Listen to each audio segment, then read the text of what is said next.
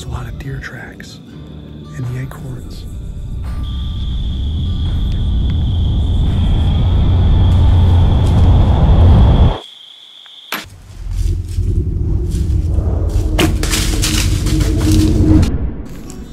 All right, it's another bluebird day, but it's in the 60s, so it's a little cooler than it was last week. I'm heading up to this spot. Again, I've been watching for cars and stuff, and I don't think anyone's hunted it yet this year, but I'm sure by the time we get towards the rut, guys are gonna start pounding it. So hoping to jump in there and find some sign up on this ridge and set up and try to catch some deer coming just outside their bedding area, hitting the acorns. So.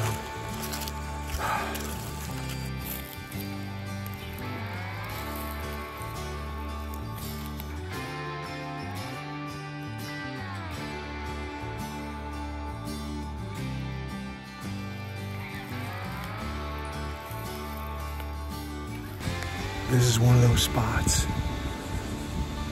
that I gotta stay on my toes. It's pretty open down below. There's one spot right here, deer could pop up kind of quick. Mostly below me. It's pretty open pines. But out here,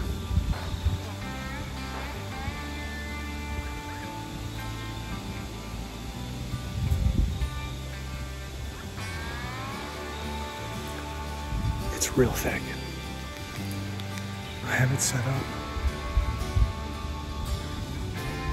so the tree is between me and where I think the deer are going to come from.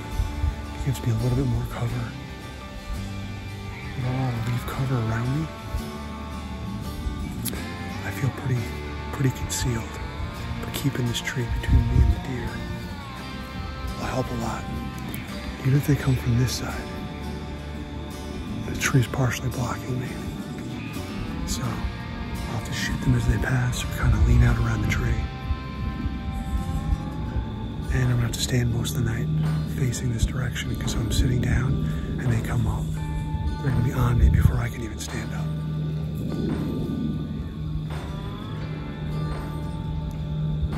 There's a lot of deer tracks in the acorns. You know, the pine duff and the oak leaves, there's acorns all over the place. There's a lot of hoof marks in it. So hopefully there's a couple deer coming through here. Well, let's put my coat on. I bumped my bow pretty hard. Knocked my arrow down on the ground.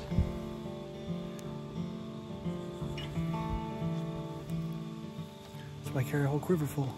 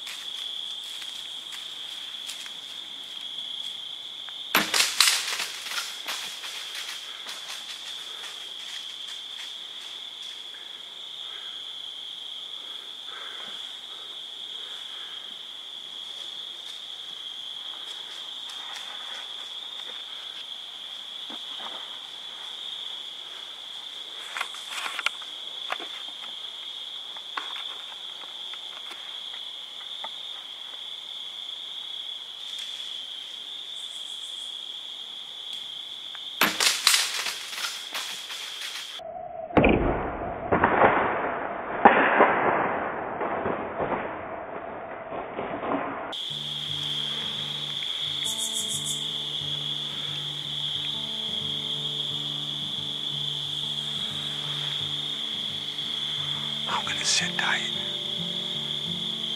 Because there's still like 30 minutes of daylight. So she's down. She's down, but there's still these scrapes she was checking. So big buck still may come out at last light. So I'm gonna give it a few minutes.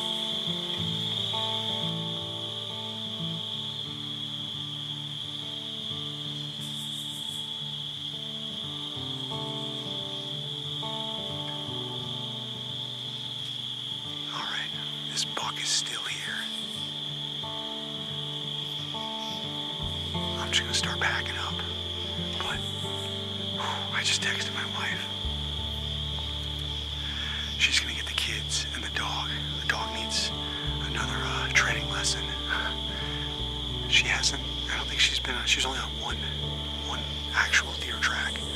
A few fake blood trails, but nothing in 2 years now. So I'll put her on this one, it's easy. We'll just get her fired up about it. And then the kids are all excited, they're gonna come out. So I'm gonna climb down and then she's gonna meet me over by my truck. And we'll come in and make this happen.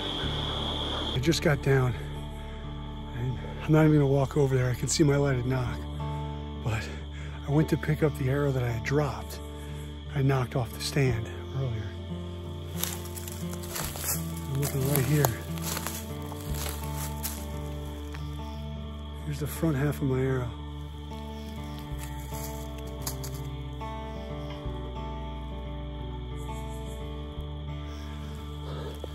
It must have went through her and snapped because I got part of her leg. I hit her lower than I wanted to, for sure, from that steep of an angle, but I must have caught the heart, and these VPAs are razor sharp, so I can get these VPAs incredibly sharp, shaving with very little effort. Even without a fancy jig or fancy tools. She didn't go 50 yards. She stopped, staggered. I was like, please go down. And then she tipped right over. So, yeah, it's the front half of the arrow. It's 5 yards closer than the deer was when I shot it. I'm gonna grab this, pack up my gear, head out and pick up my wife and kids and the dog, and maybe my buddy Dan. We'll get in here and get this deer.